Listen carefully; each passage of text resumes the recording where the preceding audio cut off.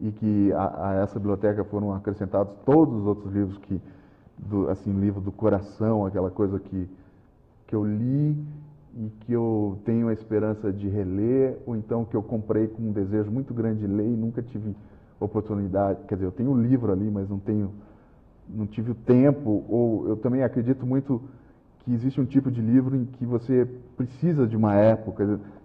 O livro ele exige não sei o que exatamente, assim, mas talvez uma adequação. Ele exija o momento, a hora exata da leitura. Às vezes você pega um livro, trocentas vezes, abre aquele livro, lê 2, 3 páginas e não prossegue na leitura. Um dia, depois de 5, 6 anos, você abre aquele livro e se apaixona por aquele livro e lê até o final. Isso aconteceu comigo diversas vezes e eu aprendi a respeitar isso. Então eu hesito em me livrar dos livros. Além disso, eu tenho um problema de ser um leitor profissional, assim, de fazer crítica para jornal, Então, eu acabei entrando no mailing das editoras e eu recebo, sei lá, 20, 25 livros por semana em casa, sem pedir. E isso acaba virando um problema também, porque não é toda hora que você consegue ter tempo para organizar aqueles livros, colocá-los numa caixa, chamar um livreiro que vai lá, sabe? Se livrar dos livros, ou mesmo até fazer uma triagem, né? Isso acabou virando um problema. Então, ultimamente eu estou passando, o ano passado para cá, agora estou numa situação calamitosa, assim, a ponto de uma estante grande que pertence ao apartamento onde eu vivo ter se rompido, assim. Então 3 prateleiras, acordei, elas tinham quebrado, assim, por excesso de peso. E esses livros estão meio que esparramados em diversos pontos da casa. E eu comecei a fantasiar que uma hora qualquer, talvez o trauma de ter visto as prateleiras rompidas e os livros todos danificados, jogados no chão, comecei a fantasiar que uma hora ou outra o piso também vai ceder e eu vou acabar matando alguém embaixo, uma família de pessoas, inclusive, bastante chatas que vivem abaixo de mim. Umas filhas adolescentes que berram o dia inteiro. Mas, enfim, é assim, sabe? Mas o que mais me incomoda, o mais incômodo agora, acho, é não conseguir achar. Eu tenho muito bem organizado na minha cabeça. Se alguém precisar pegar um livro na minha biblioteca, é só perguntar para mim que eu vou dizer onde está. Mas essa organização é totalmente afetiva, sabe? Ela não tem uma lógica, assim, não tem nada. De quantos livros você está falando, mais ou menos? Não faço a menor ideia. Não. Mas acho que a parte mais organizada, que é na sala, tem uma, sabe, que eu investi, comprei prateleiras e tal, deve ter uns 5.000 livros, assim, mais ou menos. Mas mesmo assim, são aquelas coisas de colocar livro em todos os lugares, sabe? Por exemplo, o meu criado mudo tá uma calamidade. Outra fantasia que eu tenho é que eu vou morrer soterrado pelos livros do meu criado mudo, porque deve ter uns 200 livros. Não existe mais criado mudo, na realidade são livros que envolvem o criado mudo e quando a faxineira vai, em geral ela inverte totalmente a ordem desses livros e eu nunca consigo achar o livro que eu estava lendo. Então eu começo a ler outro.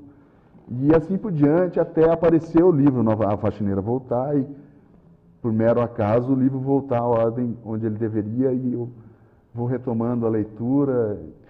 Você comentou de estar pronto para ler determinados livros, né? Você consegue citar um exemplo de livro que você tentou várias vezes, não deu e de repente você pegou e engrenou a leitura? Sim, diversos, mas inclusive me lembrei agora daquela anedota do José Mindlin, né, grande bibliófilo, que dizia que se o livro tivesse na sua estante por 10 anos, você não precisava mais lê-lo, porque você já tinha absorvido o livro por osmose. E eu sempre repeti essa piada, mas depois eu adotei essa, que é justamente da hora do livro. Um deles é o Panamérica, do José Agripino de Paula, um livro que eu tinha a segunda edição do livro. Bem, a minha formação é de designer gráfico, eu tenho um grande apego à tipografia, à tipologia e tal. E se o livro não for bem diagramado, não tiver uma tipologia adequada, assim, eu já tenho uma antipatia por ele, assim, sabe? Pode ser o Ulisses, do Joyce, assim, eu posso ter toda a certeza de que é um livro que merece a minha atenção, mas eu vou... E a segunda edição do Panamérica, apesar de ser linda, ter uma capa colorida e tal, ela foi toda diagramada com a fonte bastão, que é uma fonte sem serifa e que dificulta a leitura. E durante anos eu fiquei lutando com aquela... Pô, mas por que foram... Eu lia 2 páginas e reclamava da fonte. Até que uma vez, quando minha filha nasceu, tive umas férias longas na beira da praia e tal, e uma rede na varanda, deitei e li o livro de enfiado e enlouqueci, assim. Foi quando, eu acho que é o caso mais clássico, assim, que me vem à lembrança.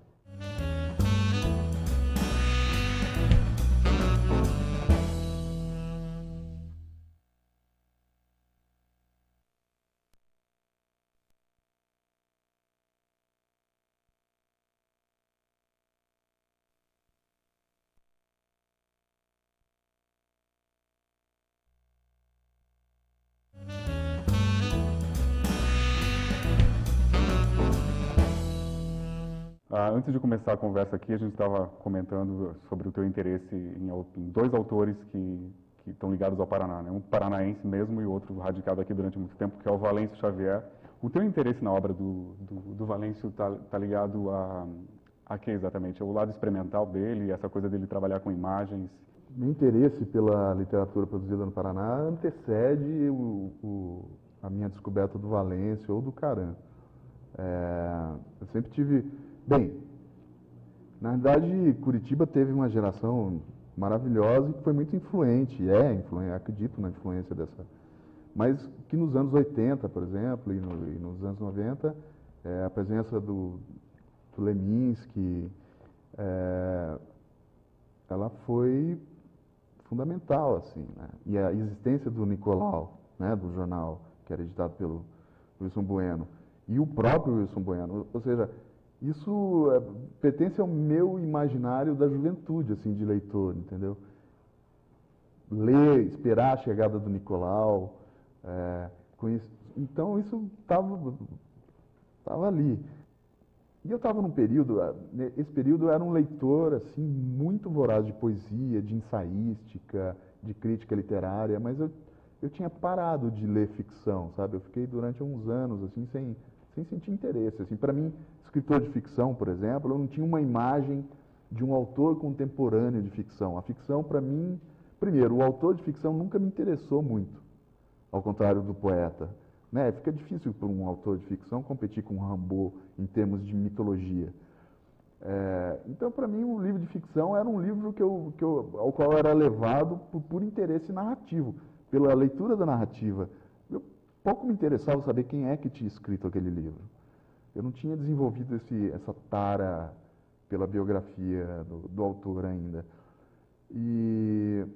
Então, a imagem do autor contemporâneo, para mim, era inexistente. Quando eu li o Mês da Gripe, primeiro que a leitura daquilo me impactou. Então foi meio que minha porta de entrada para a leitura de ficção contemporânea, assim, sabe, o Mês da Gripe. E também, primeiro que ela foi de encontro ao meu interesse duplo pelo uso da imagem. Eu estudava design gráfico na época e sempre me interessei pelo uso da imagem, sempre desenhei e tal, ao mesmo tempo que escrevia.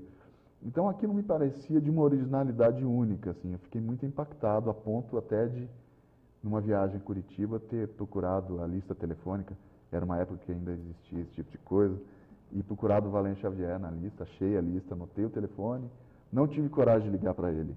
Mas quando eu voltei para casa, numa noite, depois de umas cervejas, eu liguei e ele atendeu. E a gente conversou e eu fiquei amigo dele. E foi assim. Você chegou a editar o Valêncio, né? Sim, anos depois, sim. Quando eu criei a Ciência do Acidente, minha minúscula, pequena editora, assim, nanica. Você tentou em alguma medida editar também o Manuel Carlos Caran, não? Eu editei 2 livros do Caran. E fiz o projeto gráfico de um outro livro dele. Pela Ciência do Acidente também, ou não? Eu publiquei pela Ciência do Acidente. Publiquei Comendo Bolacha Maria no Dia de São Nunca e Pescoço Ladeado por Parafusos. E não foram os únicos autores paranaenses que eu publiquei. Eu publiquei Lucy Collin, eu publiquei Margarida Hauen, que um ensaio longo sobre Shakespeare. Eu publiquei Mário Domingues, que é um poeta jovem, foi um dos últimos livros que eu publiquei na Ciência do Acidente. Publiquei Marcos Losnak, que não é de Curitiba, é de Londrina, mas é um poeta paranaense. Eu acho que é paulista, mas vive aqui há tantos anos que é paranaense. E o interesse no Valêncio antecede, então, a redescoberta dele, né? Que foi nos anos 90, se não me engano. Antecede, porque o Valêncio, ele foi... O Meu Sétimo Dia, que é o livro que eu editei do Valêncio, foi publicado em 98. E foi o mesmo ano da publicação, da reedição pela Companhia das Letras, do Mês da Gripe, numa edição luxuosa, linda, tal, que reunia outros livros do Valêncio. O Minotauro, Maciste no Inferno, se não me engano. E foi exatamente na mesma época, assim. Talvez o Meu Sétimo Dia tenha saído um pouquinho antes, porque o Valêncio fez questão que a edição, na bibliografia que consta no final da edição do Mês da Gripe da Companhia das Letras, constasse a edição pela Ciência do Acidente. E está lá. Meu Sétimo Dia, Ciência do Acidente. E quanto ao Caram, o que te atrai na obra dele? Bem, o Caram... Eu te pergunto isso, vou tentar explicar. Sim. Porque eu acho que, de certa forma, tanto o teu interesse no Valêncio quanto no Caram tem a ver muito com o tipo de literatura que você faz. Eu acho que... Sim, sem dúvida. É uma forma de se reconhecer, né? De ler, de se olhar. Bem, eu não sei, eu gosto muito de uma literatura não muito certinha, talvez representativa. Na verdade, a gente teve um período nos anos 80 aqui, a gente teve um período posterior à ditadura e tal, em que eu acredito que a literatura, embora o Brasil tenha uma grande tradição literária, eu acho que no período da ditadura, dos anos de 67 até os anos 90, a literatura ficou em segundo, terceiro, quarto plano. Ela não podia competir com as outras expressões artísticas. Por quê? Ela não podia competir com o poder de mobilização política que o teatro teve nos anos 60, com Oficina, do Zé Celso, né? Com outros grupos teatrais. E também não podia competir com a Tropicália, com os amplificadores Marshall, que o Lenny Gordon, por exemplo, o guitarrista, né, ícone assim, paradigmático da Tropicália, usava. Então a literatura, como expressão individual, como mobilizadora da sensibilidade individual, acho que ela ficou em segundo plano, sabe? E isso continuou a acontecer depois, no período da abertura, os anos 80, né? Quem realmente produziu coisas que me atraíram ou que me deixaram impressionado, assim, foram autores como Caram, como Valêncio ou como Leminski, talvez o Leminski menos, porque no final lá, quando foi publicado pela Brasiliense, isso acabou repercutindo nacionalmente. Mas também como Jamil Snedge, que talvez seja o mais desconhecido de todos e que ficou restrito aqui a Curitiba por causa da sua renitência ou sua... nunca publicou por uma editora grande e tal. A expressão literária, que me interessa, ela correu pelas margens. Ela foi divulgada marginalmente no período. E ela só viria a ser mais conhecida comercialmente só nos anos 90, que é quando o Caram tem alguns livros reeditados, o Valêncio tem os livros reeditados pela Companhia das Letras. Eram livros que tinham circulado muito marginalmente. E, para mim, isso foi uma descoberta muito grande, uma descoberta tardia, mas nesse período dos anos 70 e começo dos anos 80, os Estados Unidos teve o auge do seu pós-modernismo, com Donald Barthelme,